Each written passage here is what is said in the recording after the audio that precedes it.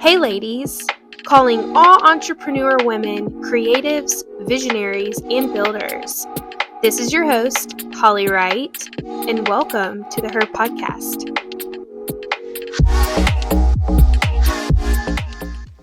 Hey ladies, thanks for tuning in to the podcast. You guys are so loyal and always tuning in to hear the newest tea or who's a guest speaker on this week's podcast. So I'm really excited because she's a good friend of mine and she is also a local in Vegas. So Dajah, welcome to the podcast. Hi. I'm excited to have you. And actually, this is your first podcast. So yes, very scary. You're going to do great. Why don't you tell us a little bit about who you are and what you do, and then we'll get started. Yeah, well, like she said, I'm Dajah. What don't I do at this point? I feel like you're always doing something. That's literally work. You just got out of school. You do eyelashes. You're involved at our church. You're a busy woman. Yes. Which is really cool because I feel like these questions today are really personalized to being a well-rounded entrepreneur woman, which is who you are. You're always busy doing something, which we love. And I feel like there's seasons probably that people go through where they do a ton. You know, to get them set up for life. I feel like for me, I was always busy doing something until I figured it out. Going to our first question. So right now you have your own beauty salon. You do eyelashes. Yes. And then you just finished school. Tell us a little bit about that. So I actually started my beauty beauty journey back in 2021, right after COVID, when eyelash extensions were all the fad and the rave and everything. So took courses to get certified. I'm not a licensed esthetician. I am looking towards that, hopefully in the future. But right now I'm certified. So I really got into that while I was going to school. And there was a period of time because of COVID that my school got postponed to start. So I just fell in love with doing lashes and making girls feel beautiful and all that stuff. So I did that. Then I had to go back to school. So my beauty business was kind of put on pause when I was taking my program. And then now I started it back up and loving every moment of it. Love that for you. I used to get my lashes done consistently for like years and then I took a break, but I love the look. So let's dive straight into like building a beauty business. What inspired you to build a beauty business while working towards your career in the medical sports field? Yeah. Well, so like I said, being completely blunt honest, like it was all the rave. So kind of because of that, but also I've been interested in the beauty industry because my mom is a licensed cosmetologist. She doesn't practice now, but she still keeps her license for that and everything. So I've always been like interested in like esthetician school, cosmetology school, nails, all that stuff. And so when lashes came around to do and they became more popular, I kind of got more interested. And then especially with that time off from school before I started my program, it just, worked perfectly. That's so cool. And so before you were in school, honestly, like throughout the COVID stuff, you dived into this, you had experience with it because your mom, and then you get to meet really cool girls in and out of the salon.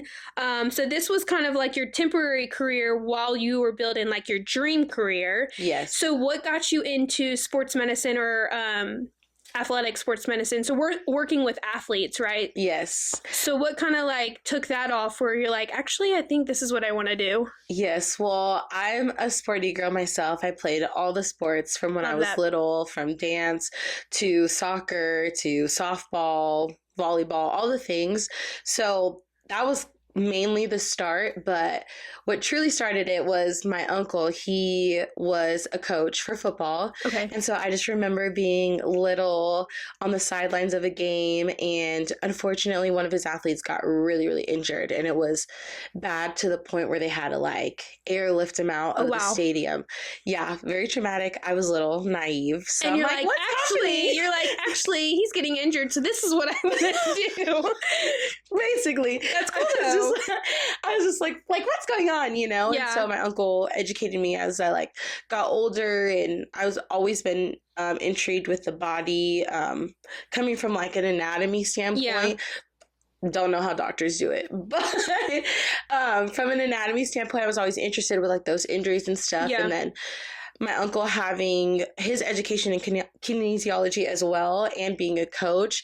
So he was educating me on athletic training. Mm-hmm. So I just fell in love with it. And there's just so much behind the scenes of an athletic trainer as well that I have fell in love with, which makes working in that field even more I better. can imagine. I mean, being an athlete myself, growing up playing all the sports, I mean, working, getting paid and doing something you're passionate for, but also like working with athletes. I mean, yes, I'm free game, please. Nobody get hurt. I just came to watch the game. I just came to be friends with the football players. You're so funny. That's so funny. Well, owning an eyelash studio requires, let's talk a little about creativity, precision, and client relationships. Okay. Obviously, going back to beauty, like that's a whole different industry, building your clients, the aesthetics of that. And then what were the biggest challenges you faced when starting your studio, or how did you push through? I think for me was obviously building the clientele. Like I had my girlies, my friends, obviously, but that comes with practice. So like giving free services and like just finding my niche and what I like to do and what my thing was instead of trying to copy off other people. Like obviously taking everything in of what other people are doing, but like put my touch to it.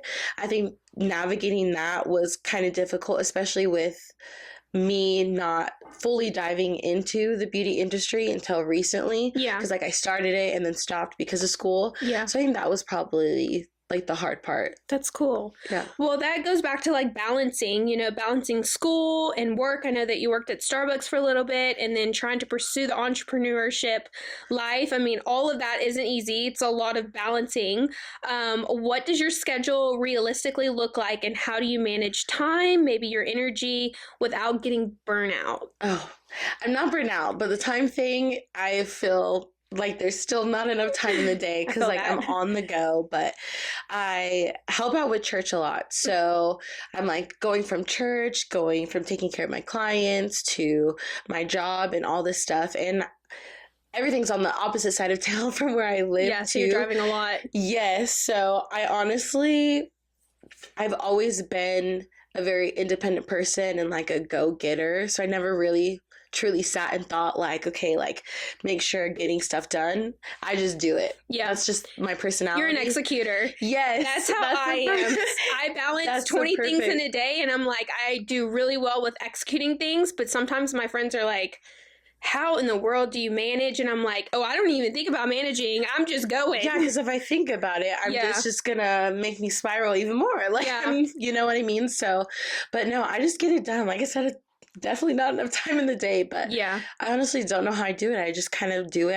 I have that personality, and I also, because of that, have gotten a groove with everything. I'm like, okay, at this time this happens, this time this happens. There's never really anything spontaneous, but it's just like a lot in one day. So I think that kind of helps out with managing too, because it's like, okay, kind of a routine at this point. That's cool. Well, let's go back to, your career.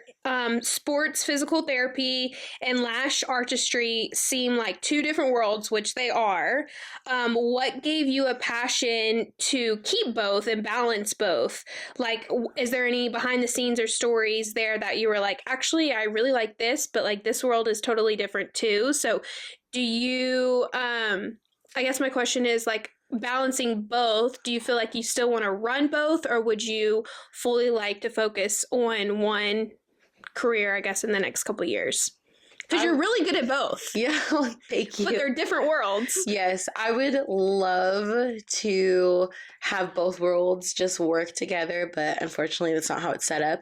Being an athletic trainer and working towards that, that's going to take a lot of my time. I'm there hours before the athletes come in. I'm there hours after the athletes come in on top of the game, which is already, 2-hour games if we're not going into overtime. So realistically, they're not going to collide. It might be just like a little side hustle, or the dream is to work at a school. So like when they're on break, that kind of means I'm on break. So maybe during that time, but. Do you do a lot? What is like the most popular sport that you feel like you work with? Football? Oh my gosh, I worked with all of them. I would say football would be like the number one, then basketball. Okay. Yeah. That's cool. Okay, well, do you have, because I know we had chatted about this when I had first met you, and you were telling me a little bit about, I think it was a football player, someone you had a story with, or you became friends with. Do you have any cool stories when it comes to like maybe a football player that you worked with? Yes. So I actually did an internship with the Raiders in summer of 2024, and just first of all, seeing how the NFL behind the scenes stuff Oh, I works bet is it's crazy. it's crazy, but it's absolutely amazing and just so awesome to see. The players are so Yeah. humble and funny, and they just treat you like family. So I loved that. But I wouldn't say like a cool story. It was sad. Like we had an athlete who was injured, and he was very upset about what happened. And obviously being a woman of faith, I instantly like want to speak life, but Yeah. there also is that boundary of patient and athletic trainer. Like I have to keep that boundary with them.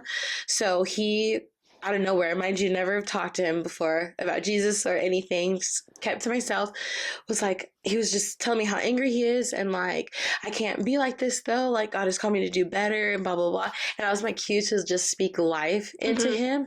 And so those moments I really cherish, because in the athletic training world, like I said, you have to have those boundaries and can't talk about certain things. You don't want to rub people the wrong way, and just like what this world has unfortunately become, you have to like, be careful. Yeah. And so just having that moment with him was amazing, to be able to speak life and to like change his perspective and remind him of who God has called him to be, has been like my favorite part. That's so cool. Doing that. And I've had that with a lot of athletes actually. Yeah. And it has made me like really sit and be like, wow, like God's really working through me, but for other people. And it's just crazy to see, because with all the hustle and bustle, people getting injured and all that stuff, it's it can probably get really like crazy and stressful, and the energy in the room's probably just like intense. Yeah. And I don't have a second to be like, so tell me more about you, like on a deeper level, or tell me about Jesus and stuff like that. So those little moments, I take it. Yeah, for sure.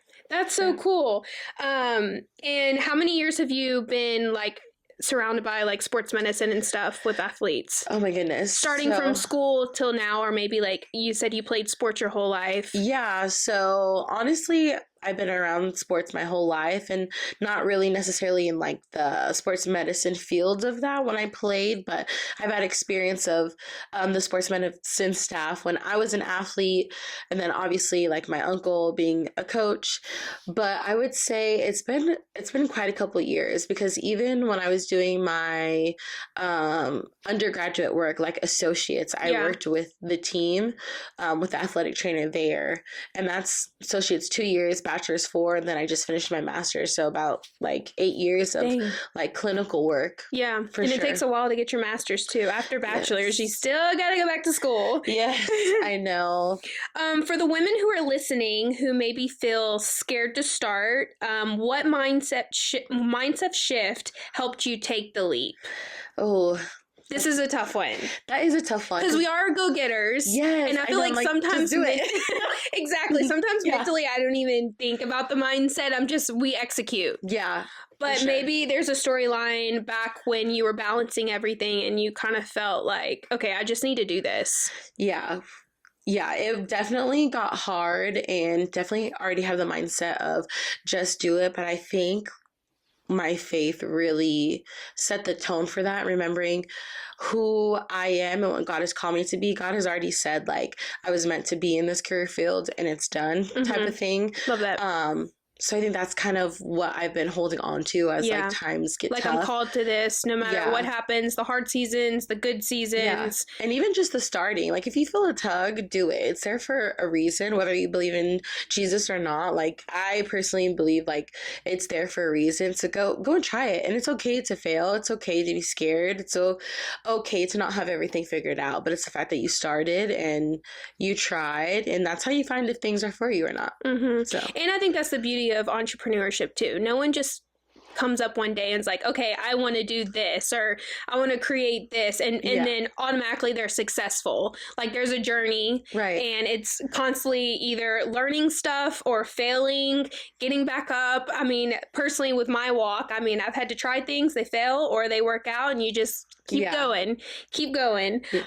Looking ahead, what are 3 things you have learned in both industries that has made you a better woman today? Oh my goodness.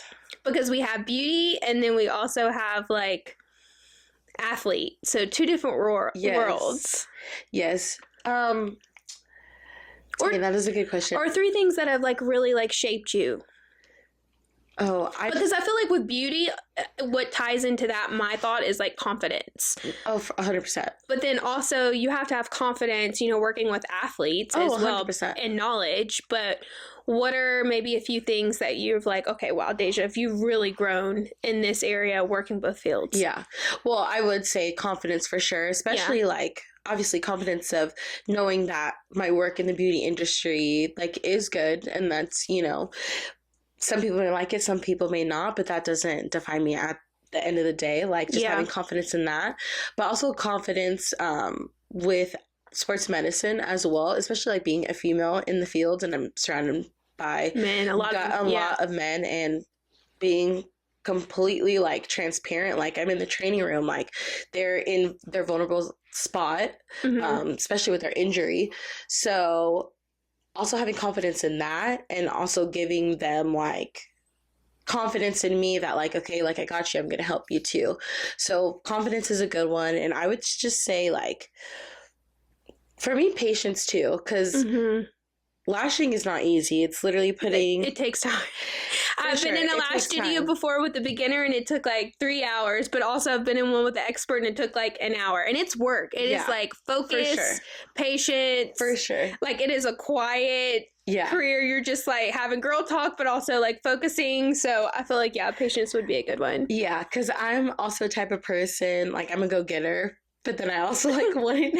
Exactly. So I am just like that. I have a hard time with patience because we are just like, now, go, go, go. Like, Yeah, I would definitely say patience. Like patience with doing my work and making sure I'm executing it correctly, responsibly in both fields, Yeah. A third one. Dang, that's a good question. I would say... I think I've also grown in grace, because I feel like that's good. There's also a part of me that kind of has imposter syndrome, because like when things don't go right or I don't have all the answers, I kind of beat myself up. So I think I've also given myself a lot of grace through the journey of both lashes and athletic training. So that's good. Confidence, grace, and patience. Yes. Love that. This is a question I love to ask because it makes us think, but also it can inspire the girls who are listening. What does your dream look like in 5 to 10 years, and what kind of impact do you hope to leave in both beauty and health to women? Ooh. The dream. What is Dajah's dream? The dream. Just in the beauty industry or sports as well? Let's go with sports. Okay. Well, the dream would be, because I plan on staying here in Vegas, so the dream would to work with UNLV's sports teams and be a part of their sports medicine staff. That is the dream. For the beauty industry, the dream would just to keep it going, and kind of, obviously I would have to figure out my schedule, obviously, as I become an athletic trainer, but to be able to manage both and get my girls in like when I can, and kind of like work-life balance type of thing between both. That would be the dream, for everything to work together. I think it's cool to have passive income too. Like as an entrepreneur, like I don't feel like we are called to just be good at one thing for the rest of our life, especially as a creative or a business owner. Like I feel like God gives us multiple skills and gifts that we can utilize. And so as far as the entrepreneur lane, like I feel like you can be successful at multiple things. Like yes, they're different fields, but like having a beauty business that runs itself, even if you have another girl on your team who's putting on lashes and you're successful on the football field, like having multiple hands in other things, but also being successful in both those lanes is amazing. Yeah. Like, I don't think we should just think what is it called? Like one-minded, like have one thing. And maybe that is for other girls who like just one thing and they're good at that one thing for the rest of their life. But as a creative, as an entrepreneur, passive income is tea. Yes. And we need multiple streams of income, ladies. Yes. So, love that. Well, ending with this, here's another good one. What are 3 things you can encourage the ladies who are listening, who are balancing it all? Maybe they're in a season where they're go, go, go, or they're in a hustle season. I know for me personally, there were seasons where I was just doing 3 different things just to get the bills paid and grinding because I could. But for the girls who are listening, who are in that season of just like, they feel like they're nonstop, they're working a bunch of things, they do have an end goal. Yeah. What could you encourage them today that you've learned just in your go-go seasons of how to just get there and keep going? It goes back to grace. Give yourself grace. Yeah. Like, keep doing what you're doing. Like, give yourself grace and definitely manage that work-life balance and give yourself time and take a you day. Take you time and don't be all business 24/7 because you miss the little details of life and you just, or even the big things as well. But yeah, soak in the time with yourself and give yourself grace. Like, it's go, go, go. And I definitely understand that. But taking that time for yourself is going to be beneficial for sure. That's good. I love that too. That's something I've really had to learn too, is like, I like what you said is like, don't be all business.